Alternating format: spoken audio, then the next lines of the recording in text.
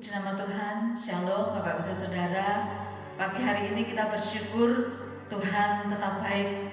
Tuhan senantiasa memberikan kesehatan, Tuhan senantiasa menjaga dan melindungi kita. Puji nama Tuhan, kalau pagi hari ini kita mau siapkan hati kita untuk kita menikmati setiap hadirat Tuhan melalui ibadah pada pagi hari ini. Walaupun secara online, namun yakin dan percaya kuasa Tuhan tidak pernah terbatas. Kuasa Tuhan tidak pernah dibatasi oleh apapun. Yakin dan percaya, kita siapkan setiap hati kita siapkan setiap telinga kita untuk kita boleh ditaburi dengan firman Tuhan. Saat pagi hari ini kita mau senantiasa memuji menyembah Tuhan. Haleluya, kita mau tinggikan Tuhan saat pagi hari ini. Bersyukur Yesus, bersyukur Tuhan. Haleluya. Terima kasih Yesus.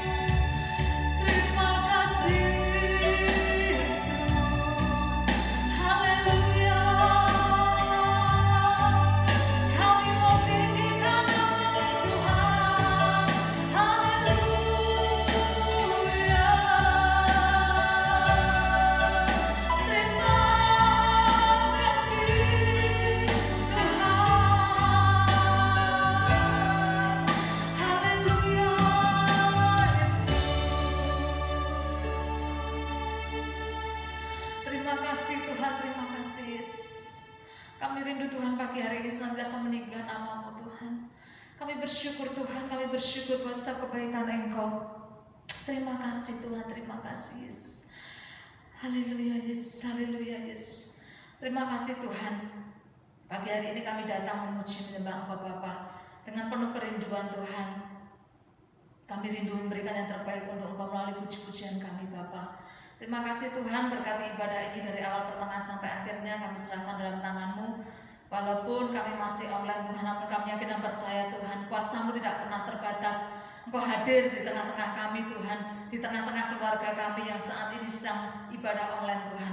Kami yakin dan percaya Tuhan, kuasa-Mu juga tidak pernah terbatas. Engkau akan menyatakan kuasa-Mu yang luar biasa Tuhan. Berkati Tuhan, berkati kami jemaat GTS Kerten untuk kami senantiasa setia, dekat dengan Engkau Tuhan. Apapun Tuhan yang menjadi setiap pergumulan kami serahkan hanya ke dalam tangan kuasa Engkau. Terima kasih Tuhan, terima kasih Yesus, kami serahkan ibadah ini ke dalam tangan-Mu, dan kami yakin dan percaya Tuhan Engkau akan memberkati kami semuanya. Kami serahkan setiap puji-pujian kami yang akan kami naikkan di hadapan Engkau Bapa. Biarkanlah ini menjadi persembahan yang indah yang harum di hadapan Engkau Bapa. Terpujilah nama-Mu Tuhan, kekal selama-lamanya. Hanya dalam satu nama Tuhan kami Yesus Kristus kami senantiasa berdoa dan mengucap syukur. Haleluya, amin. Puji nama Tuhan. Bapak Ibu Saudara, yakin dan percaya, walaupun setiap permasalahan yang boleh terjadi dalam setiap kehidupan kita, meskipun banyak sekali musuh, rintangan, tantangan, hambatan yang boleh kita alami, namun yakin dan percaya Tuhan tidak pernah terlambat di dalam menolong setiap kehidupan kita. Haleluya. Meskipun musuh di depanku, rintangan menghadang setiap langkahku, yakin dan percaya Tuhan yang akan senantiasa menggandeng tangan kita. Haleluya. Puji Tuhan. Amin.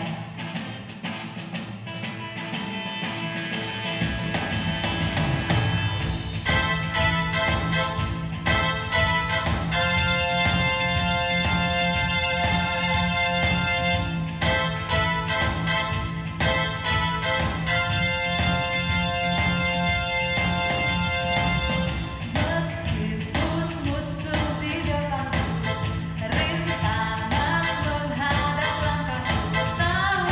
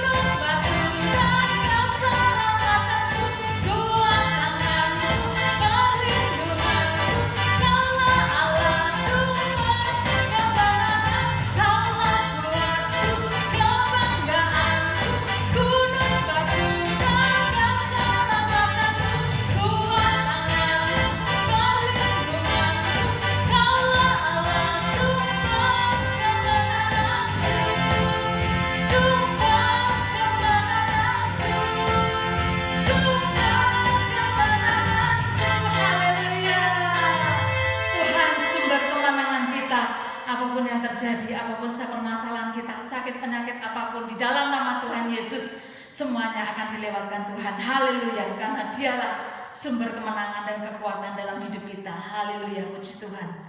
Bapak Ibu Saudara, pagi hari ini kita mau siapkan hati kita. Kita mau menerima kebenaran firman Tuhan. Imani setiap kebenaran firman Tuhan. Biarkanlah ayat demi ayat akan memberkati setiap kehidupan kita. Kalaupun saat ini kita boleh mengalami permasalahan, badai permasalahan dalam kehidupan kita, yakin dan percaya bahwa waktu Tuhan itu pasti yang terbaik. Manusia boleh merencanakan segala hal-hal yang tidak baik, tetapi Tuhan merencanakan suatu kebaikan di dalam setiap kehidupan kita. Yakin dan percaya, anak-anak Tuhan pasti menerima kemenangannya dari Tuhan. Haleluya, puji Tuhan. Terima kasih Yesus.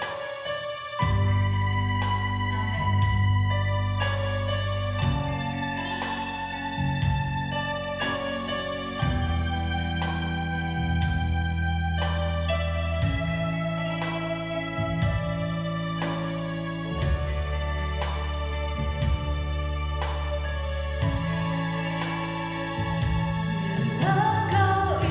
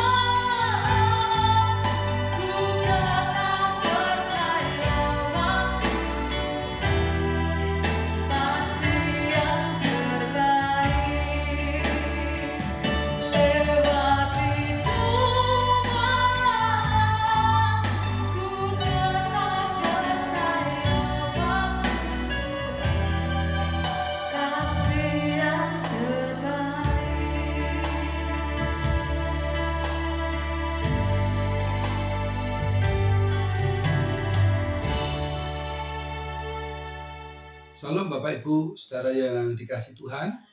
Bersyukur kita pagi hari ini boleh berjumpa dalam ibadah online. Hari ini kita memasuki minggu terakhir di bulan Januari. Bersyukur untuk segala berkat Tuhan, kesehatan yang terus Tuhan limpahkan kepada kita sekalian. Marilah Bapak Ibu, saudara yang dikasih Tuhan, sebelum kita mendengarkan firman Tuhan, bersama-sama kita akan berdoa kepada Tuhan. Mari kita berdoa.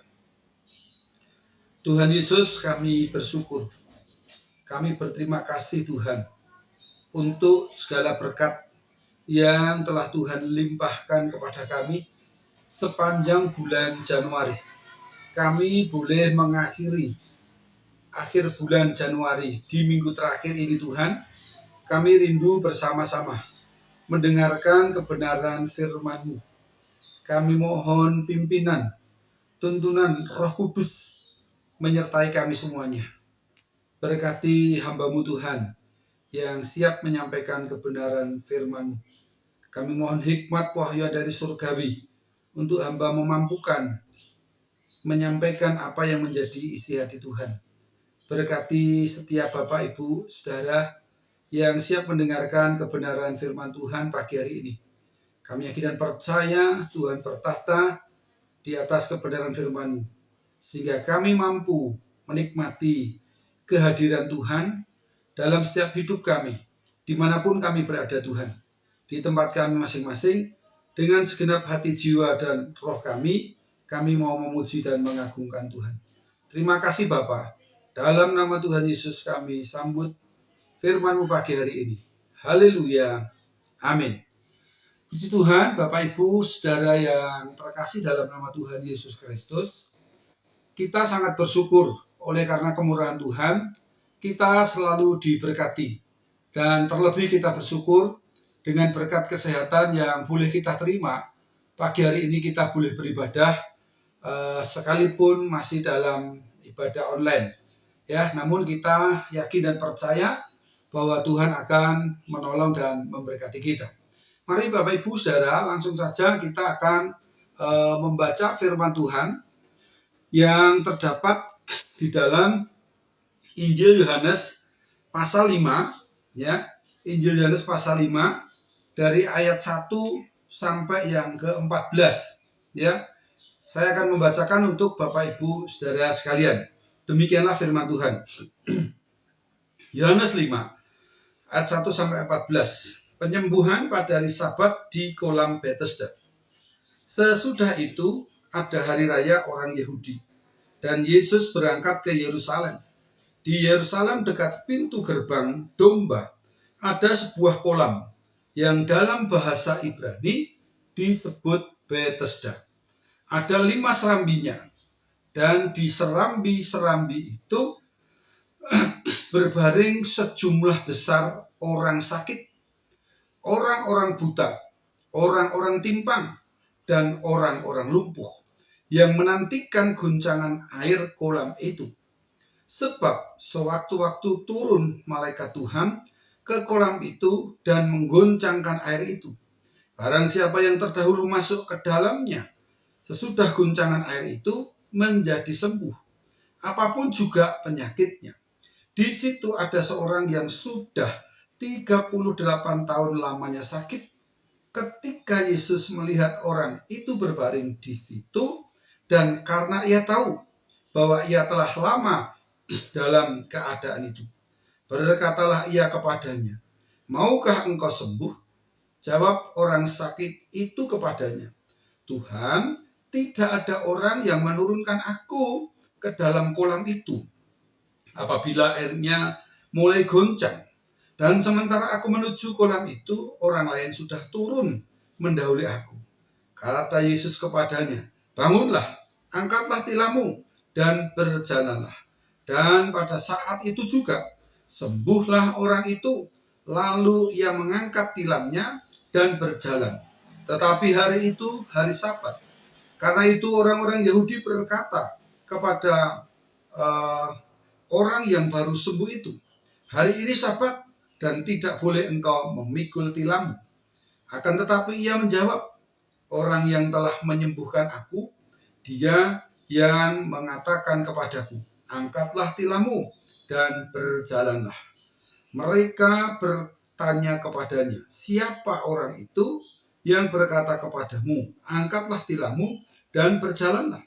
Tetapi orang yang baru sembuh itu tidak tahu siapa orang ini, sebab Yesus telah menghilang ke tengah-tengah orang banyak di tempat itu. Kemudian Yesus bertemu dengan dia dalam bait Allah, lalu berkata kepadanya, engkau telah sembuh, jangan berbuat dosa lagi, supaya padamu jangan terjadi yang lebih buruk. Amin. Bapak Ibu Saudara yang dikasihi Tuhan, bacaan firman Tuhan hari ini terambil dari Injil Yohanes pasal yang kelima, di mana ada sebuah peristiwa penyembuhan di kolam Bethesda pada hari Sabat. Tema renungan kita pagi hari ini adalah ada pengharapan di balik kesulitan. Ya, ada pengharapan di balik kesulitan. Bapak Ibu Saudara yang dikasihi Tuhan Yesus Kristus, kita tahu bahwa sebagai manusia kita tidak ingin mengalami penderitaan. Setiap kita mau bebas dari penderitaan. Entah penderitaan apapun. Baik penderitaan secara ekonomi, baik penderitaan berupa bencana. Karena hari-hari ini kita melihat banyak bencana, Bapak Ibu Saudara, banjir, tanah longsor, gunung meletus, banyak sekali bencana yang melanda dunia, bahkan negeri kita. Kita tidak mau menderita sakit, Bapak Ibu Saudara, sakit penyakit apapun, apalagi di masa pandemi corona ini. Tentu kita tidak mau terpapar COVID, kita tidak mau sakit apalagi karena corona. Kita tidak mau mengalami penderitaan sakit itu, apalagi kita mengalami penderitaan kekerasan dan lain sebagainya. Tentu itu sebagai manusia kita tidak mau mengalami berbagai penderitaan. Makanya Bapak Ibu Saudara, setiap orang yang dalam setiap kehidupan ini akan selalu berusaha keluar dari penderitaan. Semua tidak ada yang mau melewati penderitaan ini tentunya. Namun pada kenyataannya yang namanya penderitaan itu terkadang juga tidak bisa kita minta, juga tidak bisa kita tolak. Ada kalanya tiba-tiba saja penderitaan datang dalam hidup kita, masalah datang dalam hidup kita, baik itu secara ekonomi, keluarga, pekerjaan, kesehatan, itu tiba-tiba datang dan kita tidak pernah mengerti mengapa itu datang dalam kehidupan kita.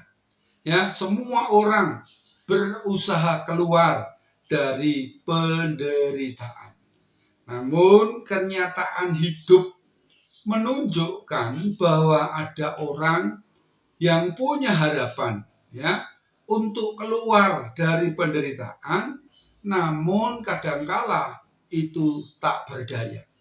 Dikatakan tadi dalam Injil Yohanes, Bapak Ibu Saudara, ayat 2 dan 3 dikatakan, di Yerusalem dekat pintu gerbang domba Allah ada sebuah kolam yang dalam bahasa Ibrani disebut Bethesda. Ada 5 serambinya, dan di serambi-serambi itu berbaring sejumlah besar, dikatakan sejumlah besar orang sakit. Besar berarti banyak, Bapak Ibu Saudara. Orang-orang buta, orang-orang timpang, dan orang-orang lumpuh yang menantikan guncangan air kolam. Jadi di sekitar kolam itu, di sekitar kolam Bethesda itu, di sana banyak orang yang eh, berbaring sakit. Sebagian besar dikatakan ya, sejumlah besar, berarti itu bukan yang 1-2, karena dikatakan jumlah besar pasti itu puluhan, dan maaf itu bisa jadi ratusan orang. Nah, Bapak Ibu Saudara, seolah-olah orang yang sakit di situ sudah punya pengharapan. Karena apa? Dia hanya ingin masuk ke kolam. Ketika dia menjeburkan diri ke kolam, maka dia akan sembuh, ya. Nah, Bapak Ibu Saudara, persoalan ini banyak dialami orang. Ya, hari-hari ini banyak orang sedang mengalami keadaan seperti orang-orang yang berada di serambi kolam Bethesda. Di dunia ini hari-hari ini seolah-olah banyak orang yang menderita. Penderitaan sedang melanda dunia ini, sedang melanda bumi ini. Ya, banyak orang mengalami penderitaan, banyak orang ingin keluar dari penderitaan. Ya, entah itu dikatakan buta, timpang, lumpuh, Bapak Ibu Saudara. Penyakit itu seolah-olah sedang melanda dunia. Buta tentang rohani, lumpuh rohaninya, Bapak Ibu Saudara, timpang kehidupan rohani, ya, sehingga orang-orang ingin mendapatkan pemulihan. Mereka berada di serambi kolam Bethesda. Bethesda dalam arti bahasa dikatakan adalah rumah belas kasihan, ya. Bethesda itu diberi arti rumah belas kasihan atau rumah kemurahan hati, ya. Jadi orang-orang yang sedang sakit yang diserambi kolam itu seolah-olah punya harapan besar. Dia yakin pasti sembuh kalau dia bisa masuk ke dalam kolam itu, ya. Karena apa, Bapak Ibu Saudara yang dikasih Tuhan? Ketika mereka semua menunggu, menanti, ya, malaikat mengguncangkan air itu, siapa yang pertama masuk? Ya, sesudah air kolam itu diguncangkan, mereka akan sembuh. Ya, jadi Bapak Ibu Saudara yang terkasih dalam Tuhan, orang-orang yang sakit di situ sedang menanti belas kasihan dan kemurahan hati, ya. Namun pada kenyataannya seolah-olah mereka tidak menemukan kemurahan hati. Kenapa, Bapak Ibu Saudara? Banyak orang yang terbaring di situ. Sebanyak orang, ada orang buta, orang timpang, orang lumpuh.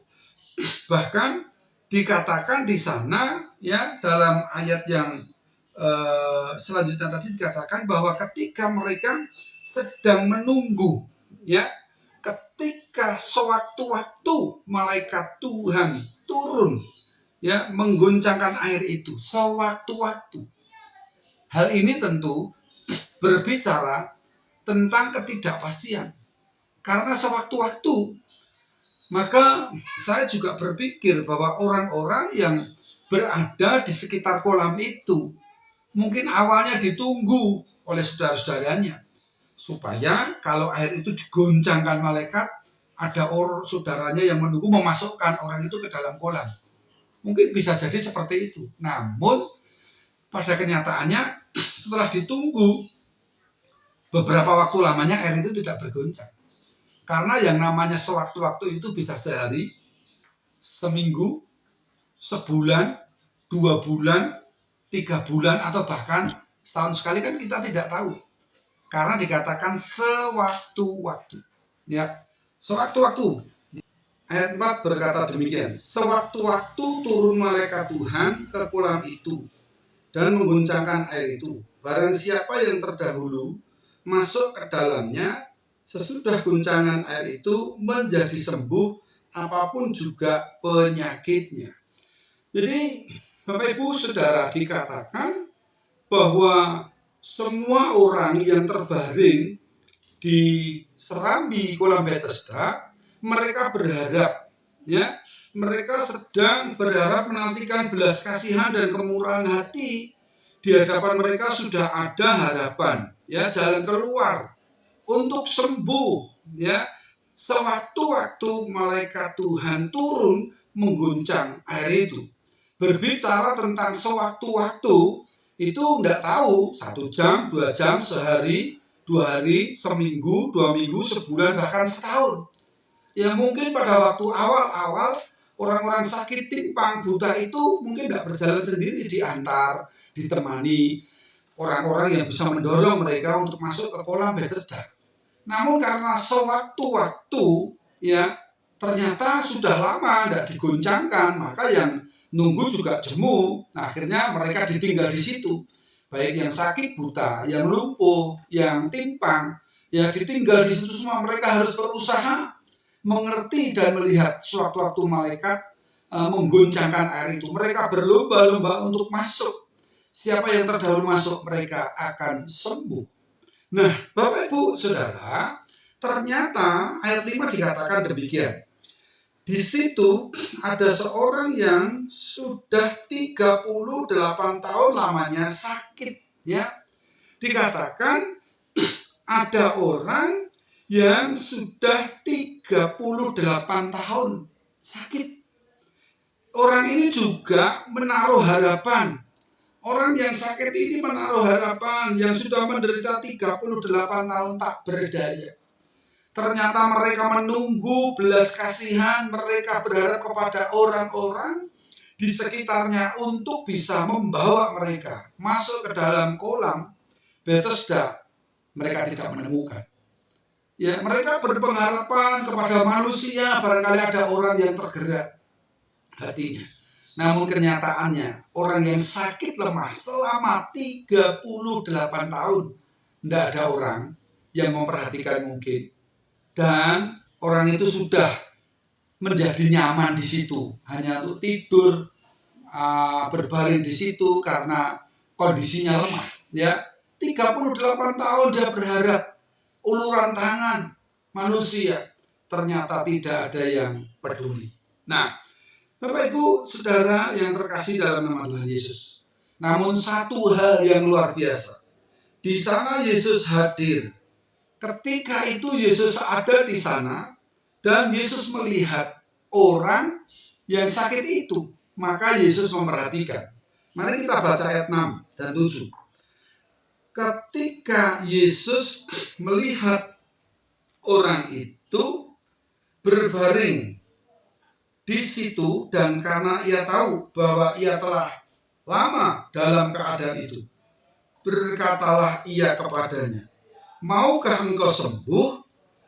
Jawab orang sakit itu kepadanya, "Tuhan, tidak ada orang yang menurunkan aku ke dalam kolam itu apabila airnya mulai goncang.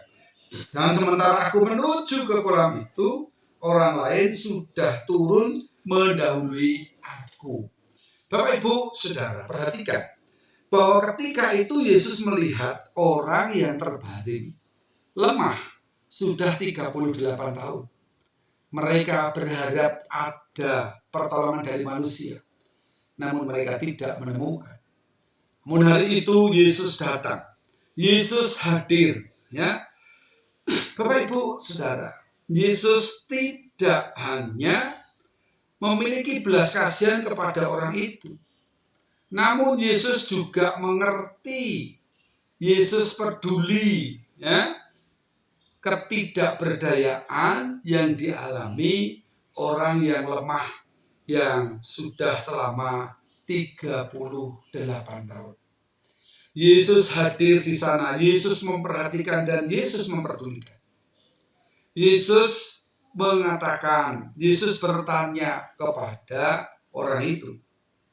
Sebetulnya pertanyaan Tuhan itu sangat simpel, Bapak Ibu Saudara. Ya, pertanyaannya adalah, berkatalah ia kepadanya, "Maukah engkau sembuh?" Ya, ini kan pertanyaan yang simpel. Tuhan hanya ingin bertanya, maukah engkau sembuh? Namun, apa jawaban orang itu? Dia berkata, "Tidak Tuhan, aku tidak bisa sembuh. Karena tidak ada orang yang membawa aku masuk ke kolam itu." Kalau Malaikat Tuhan sudah menggoncangkan air. Aku sedang menuju ke sana, sudah kedahuluan orang Tuhan. Maka aku tidak bisa sembuh. Padahal Tuhan hanya bertanya sebetulnya, maukah engkau sembuh? Jawabannya cukup simpel. Cukup dia hanya menjawab, mau, selesai sebetulnya. Bapak Ibu Saudara, nggak perlu bertele-tele. Ya, nggak perlu bertele-tele, nggak perlu bercerita, nggak perlu mengutarakan sebagainya. Karena Yesus tahu bahwa keberadaan orang itu tidak berdaya. Maka Yesus ada dan hadir. Yesus ingin menyatakan kemurahan hati dan belas kasihan. Yesus menyatakan kuasanya untuk menyembuhkan dan membebaskan orang itu. Perhatikan ayat 7. Jawab orang sakit itu kepadanya, Tuhan, tidak ada orang yang menurunkan aku ke dalam kolam itu apabila airnya mulai goncang. Dan sementara aku menuju ke kolam itu, orang lain sudah turun mendahului aku. Ayat 8, perhatikan. Kata Yesus kepadanya, bangunlah, angkatlah tilammu, dan berjalanlah. Nah, sebetulnya ketika Yesus bertanya kepada orang lumpuh itu, maukah engkau sembuh? Jawabannya sebetulnya hanya sepele. Orang lumpuh itu kan membutuhkan kesembuhan. Tuhan tahu, ya, Tuhan hadir di situ, ya. Namun karena orang lumpuh itu, orang yang sakit lemah selama 38 tahun itu, dia tidak ngerti, Bapak Ibu Saudara. Kalau yang bertanya itu Yesus. Orang lumpuh itu tidak kenal Yesus, tidak ngerti Yesus. Maka dia cerita, ya, tidak ada orang, ya, yang bisa menolong aku. Padahal dia sedang berbicara dan bertemu dengan Yesus. Akhirnya Yesus berkata dan memerintahkan orang itu. Kata Yesus kepadanya, bangunlah, angkatlah tilammu, dan berjalanlah. Ya, ayat 9 berkata, dan pada saat itu juga sembuhlah orang itu. Lalu ia mengangkat tilamnya dan berjalan. Tetapi hari itu hari Sabat. Bapak Ibu Saudara, Yesus hadir. Yesus ingin menyatakan kemurahan hati. Bahkan kepada orang yang belum kenal dia sekalipun. Kepada orang yang belum percaya. Yesus mampu. Yesus mau menyatakan kasih, kuasa, dan belas kasihannya kepada orang yang belum kenal dia. Jelas orang yang sakit 38 tahun itu belum tahu siapa Yesus. Maka ketika dia ditanya setelah dia sembuh, ya, ayat 13 itu nanti dikatakan, tetapi orang yang baru sembuh itu tidak tahu siapakah orang itu. Nah, ketika orang lumpuh itu bangun, berdiri, mengangkat tilam, atau bisa dikatakan tilam itu sebuah kasur atau begitu ya, atau tikar yang nyaman. Dia bangkit, berdiri, mengangkat tilam. Dan hari itu adalah hari Sabat. Bagi orang-orang Yahudi, hari Sabat tidak boleh melakukan pekerjaan apapun. Maka orang-orang Yahudi ketika melihat orang yang lumpuh tadi berdiri, mengangkat tilam, dia kejar, ya, dia ditanya, ya, ayat 10. Karena itu orang-orang Yahudi berkata kepada orang yang baru sembuh itu, hari ini hari Sabat dan tidak boleh engkau memikul tilammu. Ayat 11. Akan tetapi ia menjawab mereka, orang yang telah menyembuhkan aku, dia yang mengatakan kepadaku, angkatlah tilammu dan berjalanlah. Mereka bertanya kepadanya, siapakah orang itu yang berkata kepadamu, angkatlah tilammu dan berjalanlah? Jawab orang itu, tetapi orang yang baru sembuh itu tidak tahu siapa. Nah, Bapak Ibu Saudara, ternyata orang yang sakit 38 tahun itu tidak kenal, tidak tahu bahwa yang menyembuhkan itu Yesus. Artinya, Yesus saja mau menyembuhkan, memulihkan kehidupan orang yang tidak percaya, orang yang tidak kenal. Disembuhkan, dipulihkan, diampuni segala dosanya. Apalagi kita sebagai anak-anaknya yang percaya kepada Yesus. Saya yakin dan percaya Tuhan hadir dalam hidup kita. Dia memperhatikan dia memperdulikan, dia menyatakan kasih dan kuasanya dalam kehidupan kita. Yakin dan percayalah, Tuhan sangat memperhatikan hidup kita lebih daripada orang yang sakit 38 tahun. Yesus tidak hanya sekali lagi memberi belas kasihan, namun Yesus menyembuhkan, membebaskan, ya, bahkan memberikan pengampunan kepada orang yang tidak mengenalnya, yang tidak percaya kepadanya. Yesus mau dan Yesus sanggup memberikan kesembuhan. Bapak, Ibu, Saudara yang terkasih dalam nama Tuhan Yesus Kristus, dalam menghadapi keadaan saat ini, Bapak, Ibu, Saudara, marilah kita jangan mengeluh dengan situasi, jangan mengeluh kenapa orang lain tidak mau menolong kita, ya. Jangan mengeluh, jangan menyalahkan diri kita, jangan menyalahkan orang tua kita, bahkan jangan sampai kita menyalahkan Tuhan. Namun marilah kita belajar tetap setia di masa yang sulit, tetap setia di masa yang sukar, tetap berharap kepada Tuhan, karena kita tahu ada pengharapan di balik kesulitan. Yesus mau hadir. Yesus mau menolong kita. Kuncinya adalah kita harus mau melakukan. Ya, seperti orang yang lemah selama 38 tahun. Ketika orang itu mendengar, ketika orang itu mau mentaati perintah Tuhan, maka ia sembuh.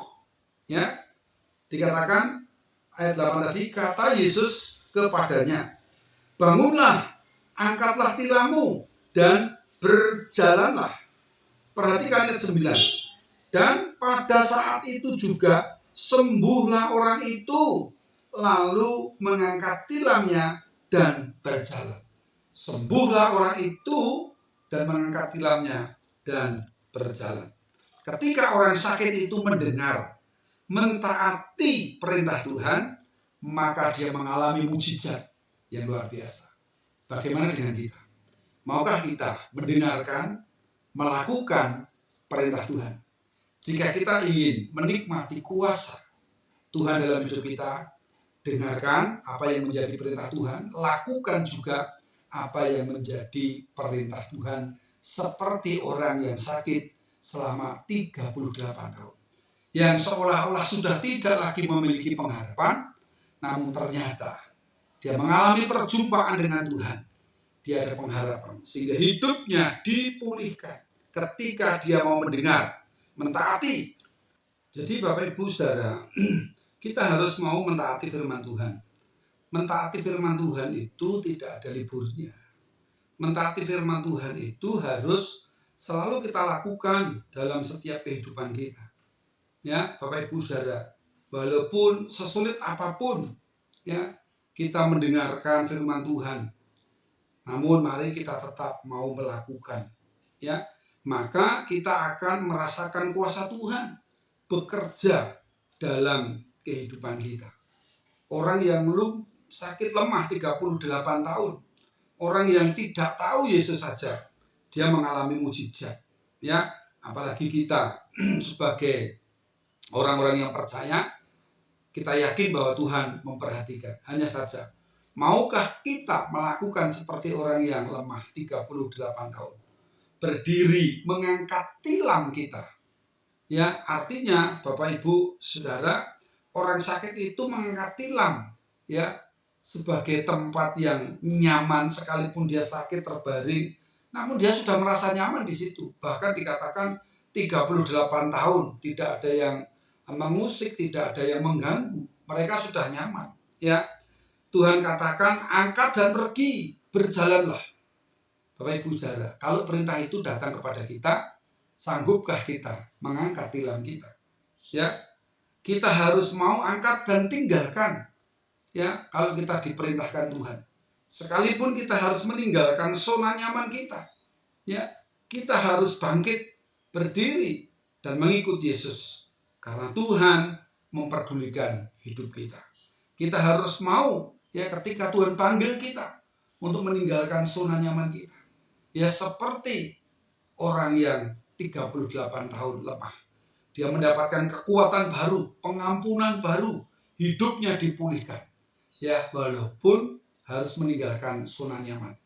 Zona nyaman apapun bagi kita. Ketika kita dipanggil Tuhan untuk tinggalkan, mari kita segera bangkit, kita segera berdiri, dan kita mengikut Yesus. Bapak Ibu, saudara yang dikasihi Tuhan, ketika kita sedang menghadapi persoalan hidup dan merasa kita tidak berdaya, bahkan kita hampir berputus asa, Bapak Ibu, saudara, Yesus adalah Allah yang menguasai hidup kita. Yesus adalah Allah yang peduli segala persoalan yang kita alami. Ia tidak akan membiarkan kita, ya. Ia tidak akan membiarkan kita, Bapak Ibu, Saudara, bergumul sendiri. Allah tidak akan membiarkan kita berjuang sendiri. Maka serahkanlah segala persoalan kita kepada Tuhan. Maka Ia akan menyatakan kuasa-Nya. Saat kita diberkati, mari kita juga menjadi orang yang peduli kepada sesama, mengingat orang yang membutuhkan uluran tangan kita. Mungkin Tuhan ingin memakai kehidupan kita. Tuhan ingin memakai kemurahan hidup kita, karena Allah telah memberkati kehidupan kita. Sebagai orang yang percaya, kita dipanggil, ya Bapak Ibu Saudara, untuk memiliki kepekaan.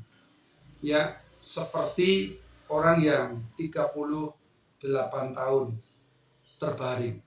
Dia dipanggil oleh Tuhan dan Tuhan katakan, bangunlah, angkatlah tilammu dan berjalanlah. Orang itu mendengar, orang itu melakukan. Maka hidupnya dipulihkan oleh Tuhan. Hanya Bapak Ibu Saudara, pesan Tuhan kepada orang yang 38 tahun itu terbaring, dalam ayat 14 dikatakan demikian. Kemudian Yesus bertemu dengan dia dalam bait Allah, lalu berkata kepadanya, engkau telah sembuh, jangan berbuat dosa lagi, supaya padamu jangan terjadi yang lebih buruk. Ya, sekali lagi, engkau telah sembuh, jangan berbuat dosa lagi, supaya padamu jangan terjadi yang lebih buruk. Tuhan sudah memulihkan hidup orang yang lemah, memulihkan keadaannya, mengampuni dosanya. Tuhan berpesan, ya, engkau sudah sembuh, jangan berbuat dosa lagi, supaya padamu jangan terjadi yang lebih buruk. Ya, Tuhan pun juga sudah memulihkan hidup kita, maka mari kita serahkan segala kekhawatiran kita. Ya, seperti dalam 1 Petrus 5 ayat 7 dikatakan, serahkanlah segala kekhawatiranmu kepada Tuhan, maka Tuhan akan bertindak. Jadi benar-benar Bapak Ibu Saudara, ada pengharapan di balik kesulitan. Kalau kita mau, satu, mendengar dan melakukan apa yang menjadi perintah Tuhan. Yang kedua, miliki kepekaan Bapak Ibu Saudara akan perintah Tuhan. Yang selanjutnya, miliki kemurahan, karena Tuhan telah memberi teladan kemurahan hidup. Bahkan kepada orang yang tidak kenal Tuhan saja dia mau memulihkan keadaan, mengampuni dosanya. Apalagi kita sebagai anak-anaknya yang percaya kepada Tuhan, saya yakin dan percaya benar-benar ada pengharapan di dalam Tuhan di balik semua kesulitan. Mari kita percaya kepada Tuhan dan perhatikan firman Tuhan hari ini mengingatkan kepada kita. Yang pertama, ingatlah bahwa Tuhan tahu apa yang kita butuhkan. Seperti Tuhan melihat orang yang lumpuh selama 38 tahun. Tuhan tahu dia hanya butuh kesembuhan. Maka Tuhan memberikan kesembuhan, bahkan mengampuni segala dosanya. Yang kedua, firman Tuhan mengingatkan kepada kita. Kita harus mau melakukan apa yang Tuhan perintahkan. Ya, kita harus mau melakukan apa yang Tuhan perintahkan. Maka perlu kita memiliki kepekaan hati kita, kepekaan iman kita untuk mendengar suara Tuhan, untuk melakukan apa yang menjadi perintah Tuhan. Ya, itulah yang membuat pengharapan itu akan dinyatakan dalam hidup kita. Yang ketiga, kesimpulannya adalah jangan kembali lagi pada kehidupan lama, karena Tuhan sudah pulihkan hidup kita.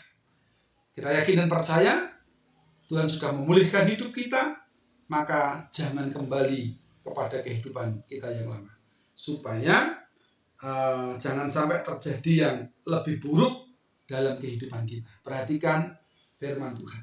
Tuhan selalu ada, Tuhan selalu hadir dalam kehidupan kita. Kesulitan apapun, mari kita serahkan ke dalam tangan kasih Tuhan, karena di balik semuanya ada pengharapan bagi orang-orang yang percaya.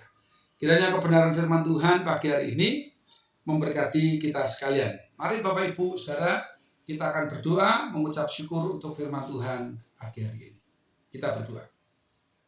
Terima kasih Tuhan, kami mengucap syukur untuk firman-Mu pagi hari ini, di mana mengingatkan kepada kami Tuhan, bahwa ketika kami sedang mengalami berbagai penderitaan, kesulitan, apapun, kami ingin menaruh pengharapan kepadamu. Kami ingin belajar memiliki kepekaan. Kami mau mendengar apa yang menjadi perintah Tuhan dan kami mau melakukan. Karena ketika kami sungguh-sungguh memiliki kepekaan, mendengar dan melakukan setiap perintah Tuhan, maka ada pemulihan.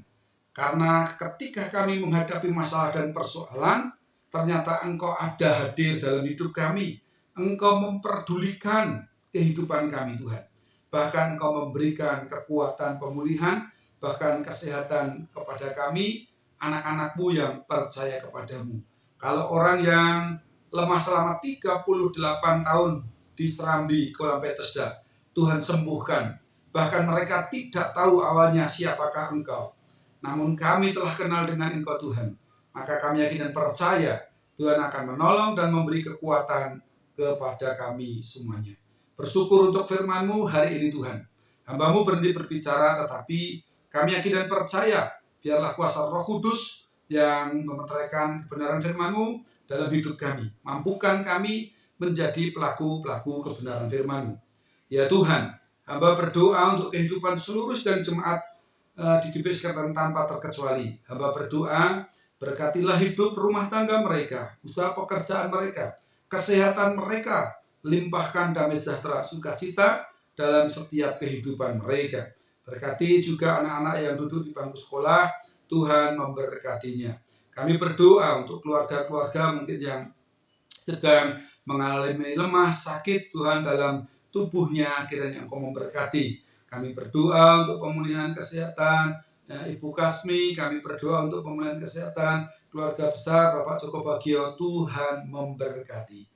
Terima kasih Tuhan, tidak lupa kami berdoa menyerahkan bangsa dan negara Indonesia.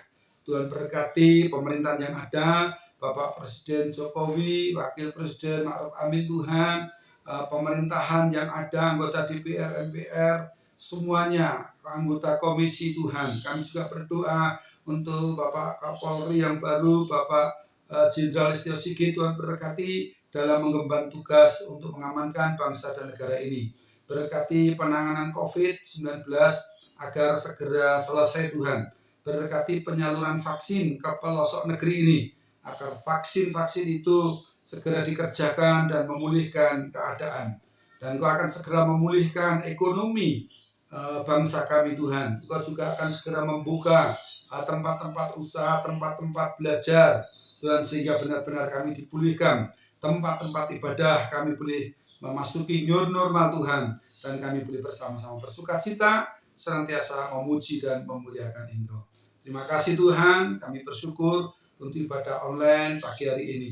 Segala puji hormat kami persembahkan kepada Tuhan kami Yesus Kristus. Dalam nama Bapa, Putra dan Roh Kudus kami berdoa serta kami mengucap syukur. Haleluya. Amin.